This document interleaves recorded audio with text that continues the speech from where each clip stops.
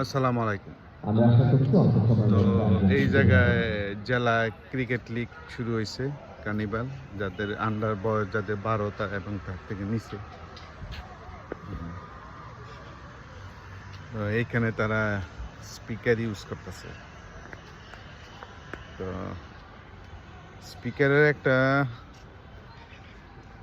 মানে ভালো দিক সেটা হচ্ছে এটার সাউন্ডটা বাইরে যায় না এবং খুব স্পষ্ট। স্পিকার মানে হয়ে যায় যেসব আমরা নাচ গান শুনি, বিয়া অনুষ্ঠানে বাজায়। তো এটার ভালো দিক হচ্ছে এটার সাউন্ডটা ঠিক যে অনুষ্ঠানটা হয় ঠিক এটার আশেপাশেই থাকে, বেশি দূরে একটা যায় না, যাইলেও খুব কম।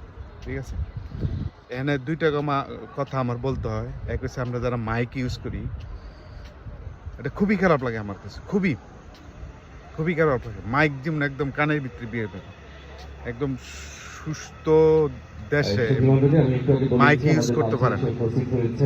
মাইক শুধু আমার মতে দুই ভাবে ইউজ করা উচিত। এক হচ্ছে গিয়া আজান দেওয়ার সময়, আরেক হচ্ছে কোনো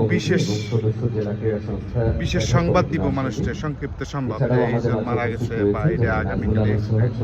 আর বাকি জায়গায় মাইক টোটালি ইউজ করা বন্ধ করে দেওয়া। এটা অনেক ক্ষতি হয়, ঠিক আছে, অনেক ক্ষতি হয়। দেশের মানুষের সমাজে কেউ ঘুমাইতে পারে না, লেখাপড়া করতে পারে না, হ্যাঁ, ঘন্টার পর ঘন্টা দিনে রাইতে সমানে মাইক ইউজ করে, খুবই খারাপ। যে কোনো জায়গায় হোক, আমার মতে মাইকের বদলে স্পিকার ইউজ করা।